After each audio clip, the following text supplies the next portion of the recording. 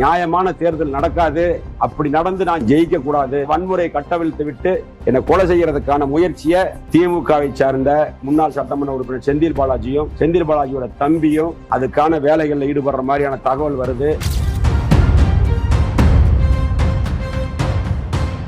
இந்த மாதிரி ஒரு கேவலமான ஒரு செயல் வேற எந்த தொகுதியிலும் கிடையாது.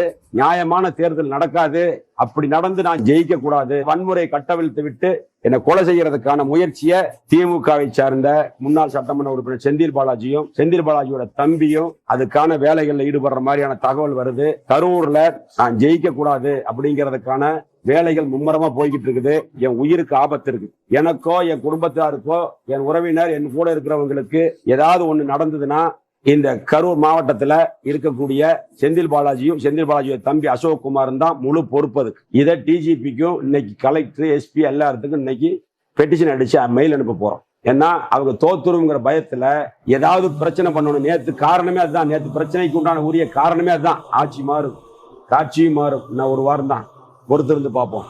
இந்த மாதிரி ஒரு கேவலமான ஒரு செயல் வேற எந்த தொகுதியிலும் கிடையாது.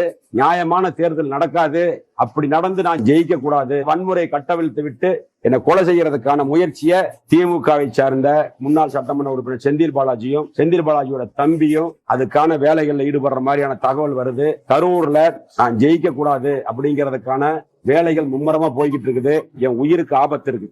எனக்கோ என் குடும்பத்தாருக்கோ என் உறவினர் என் கூட இருக்கிறவங்களுக்கு ஏதாவது ஒண்ணு நடந்ததுன்னா இந்த கரூர் மாவட்டத்துல இருக்கக்கூடிய செந்தில் பாலாஜியும் செந்தில் பாலாஜியோட தம்பி அசோக் குமாரும் தான் முழு பொறுப்பது. இதை டிஜிபிக்கும் இன்னைக்கு கலெக்டர் எஸ்பி எல்லாத்துக்கும் இன்னைக்கு பெட்டிஷன் அடிச்சு மெயில் அனுப்ப போறோம்.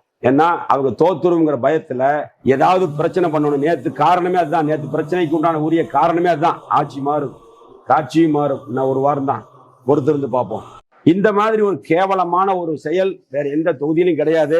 நியாயமான தேர்தல் நடக்காது, அப்படி நடந்து நான் ஜெயிக்க கூடாது, வன்முறை கட்டவிழ்த்து விட்டு என்னை கொலை செய்யறதுக்கான முயற்சியை திமுகவை சார்ந்த முன்னாள் சட்டமன்ற உறுப்பினர் செந்தில் பாலாஜியும் செந்தில் பாலாஜியோட தம்பியும் அதுக்கான வேலைகளில் ஈடுபடுற மாதிரியான தகவல் வருது. கரூர்ல நான் ஜெயிக்க கூடாது அப்படிங்கிறதுக்கான வேலைகள் மும்முரமா போய்கிட்டு இருக்குது. என் உயிருக்கு ஆபத்து இருக்கு. எனக்கோ என் குடும்பத்தாருக்கோ என் உறவினர் என் கூட இருக்கிறவங்களுக்கு ஏதாவது ஒண்ணு நடந்ததுன்னா இந்த கரூர் மாவட்டத்துல இருக்கக்கூடிய செந்தில் பாலாஜியும் செந்தில் பாலாஜியோட தம்பி அசோக் குமாரும் தான் முழு பொறுப்பது.